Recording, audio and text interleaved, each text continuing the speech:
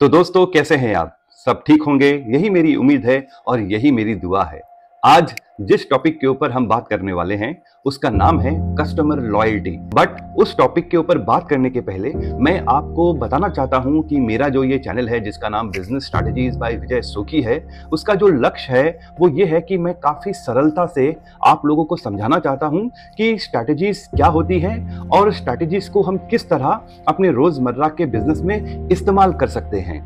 इसके साथ मैं ये भी समझता हूं कि वो स्ट्रैटेजीज जो इंप्लीमेंट नहीं हो सकती हैं वो सिर्फ किताबों में और थ्योरीज में अच्छी लगती हैं, लेकिन जब हम इंप्लीमेंटेशन की बात करते हैं, जब हम मार्केट की बात करते हैं, स्ट्रैटेजीज वही काम आती हैं जो आप मार्केट में इंप्लीमेंट कर सकते हो। जिस कंपनी को मैं चलाता हूं उस कंपनी का नाम है sharp consulting and implementing company, और इसकी खासियत यह है कि जो भी मैं अपने क्लाइंट को एडवाइस करता हूं या फिर जो भी मैं आपसे बात कर रहा हूं इस चैनल के द्वारा, वो सारी चीजें ऐसी हैं, अगर आप उसे अच्छी तरह समझ सकेंगे तो आप उसको इंप्लीमेंट कर सकते हैं और उस इंप्लीमेंटेशन से आपको वो रिजल्ट मिलेगा जो आप चाहते हैं। तो आइए रुख करते हैं आज के टॉपिक पर जिसका नाम कस्टमर लॉयल्टी है।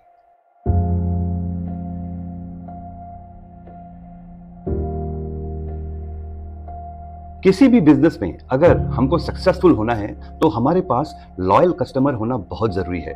जब हम बड़ी कंपनियों की बात करते हैं उनके पास तो लॉयल कस्टमर होते हैं, लेकिन जब हम एक स्टार्टअप की बात करते हैं उनको एक प्रोसेस से गुजरना पड़ता है जिससे वो कस्टमर लॉयल्टी गेन कर सकते हैं। एक चीज आप गांठ बांध लो कि अगर आपके पास लॉयल कस्टमर नहीं है तो आप चाहे जितना भी कोशिश कर लीजिए, आपका बिजनेस कभी स्टेबलाइज नहीं होगा। और यहां पर मैं एक एलिमिनेशन राउंड करना चाहूंगा और मैं आपसे ये कहना चाहूंगा कि by giving discount you can not create a loyal customer. ये प्रूवन चीजें हैं, ये सिद्ध हैं। तो अगर आप डिस्काउंटिंग स्ट्रेटेजी को लेके चल रहे हो तो आपको एक चीज ध्यान रखना है, जहां पर डिस्काउंट खत्म हो गया वहां पर कस्टमर खत्म हो गया। कस्टमर लॉयल्टी का क्वेश्चन ही नहीं आता है जब आप डिस्काउंटिंग के ऊपर अपने बिजनेस को इस्टेब्लिश करते हो। मैं ये नहीं कहता कि डिस्काउंटिंग गलत है, बट मैं ये जरूर कहूंगा आपको कि डिस्काउंटिंग के थ्रू अगर आप चाहते हैं कि आप लॉयल कस्टमर बनाएंगे तो उसकी संभावना बहुत कम है। मैं आज आपको मार्केटिंग फनल के द्वारा यह समझाने की कोशिश करूंगा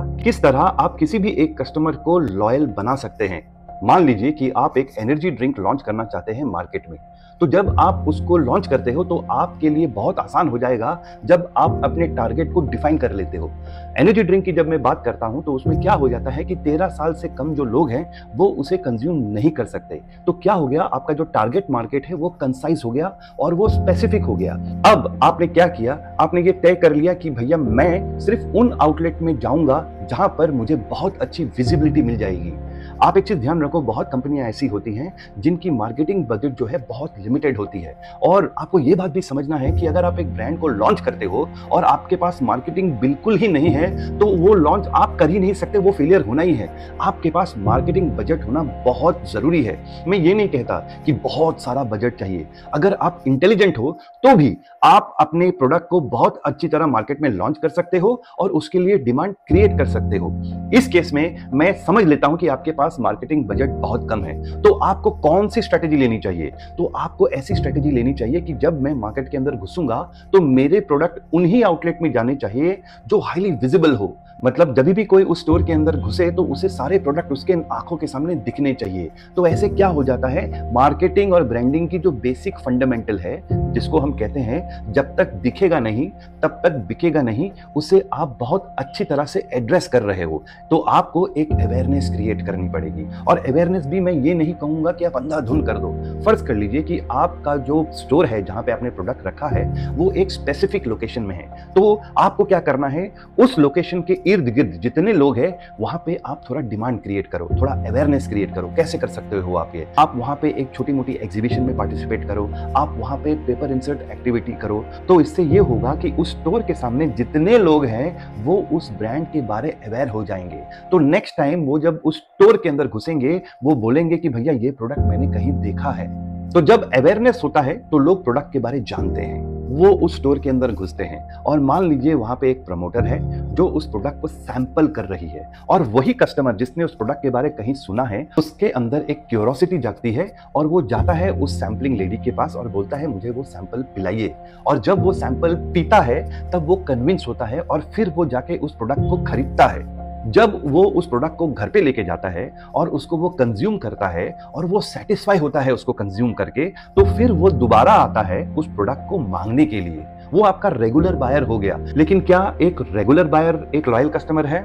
जी नहीं है। लॉयल कस्टमर तब बनता है जब एक ब्रांड को खरीदने के लिए एक कस्टमर उस स्टोर पे जाता है और वो प्रोडक्ट उसको नहीं मिलता है, तो वो स्विच ओवर नहीं करता, वो फिर उस स्टोर से निकल के दूसरे स्टोर पे जाता है और वहां पे इंक्वायर करता है क्या ये प्रोडक्ट वहां मिलेगा या नहीं मिलेगा। अगर वो प्रोडक्ट उसको वहां नहीं मिलता है तो वो रिटेलर को बोलता है कि ये प्रोडक्ट मुझे कब मिलेगा, और वो उस प्रोडक्ट के लिए इंतजार करता है। तब बन जाता है लॉयल कस्टमर। और लॉयल कस्टमर बनने के लिए वक्त लगता है। तो अगर आप इस बिजनेस में हो तो आपको टाइम देना पड़ेगा और आपकी स्ट्रेटेजी सेल तो होनी ही चाहिए, लेकिन उसके साथ आपका जो बिजनेस मॉडल है वो ये होना चाहिए कि जितने कस्टमर बनेंगे उतना सेल बढ़ेगा। वो कहते हैं ना, you are not into the business of sales, you are into the business of customer creation and customer retention. मैं as a marketing and sales consultant इस बात को बहुत अच्छी तरह समझता हूं और मैं अपने क्लाइंट्स को यही चीज सिखाते रहता हूं कि आप लोग हमेशा इस चीज पे फोकस करिए कि आप कस्टमर को किस तरह क्रिएट करोगे, उसको किस तरह लॉयल बनाओगे और उसको किस तरह रिटेन करोगे। अगर आप ये चीज सही करते हो तो आप एक बहुत बड़ी कंपनी बना सकते हो। लेकिन दुख की बात क्या होती है, बहुत कंपनियों का शॉर्ट टर्म ऑब्जेक्टिव होता है, वो सिर्फ सेल करना चाहते हैं। और सेल करने से क्या हो जाता है कि कल जब कोई कॉम्पिटिटर आता है ना, तो वो जो कस्टमर है क्योंकि आपके प्रति लॉयल नहीं है, वो स्विच कर देता है और आप सोच में पड़ जाते हो कि भैया मेरा सेल बढ़ क्यों नहीं रहा है, या फिर मेरा सेल जो ऊपर था वो नीचे कैसे गिर गया। वो इसीलिए नीचे गिर गया क्योंकि आपने कस्टमर लॉयल्टी के ऊपर कभी काम ही नहीं किया है।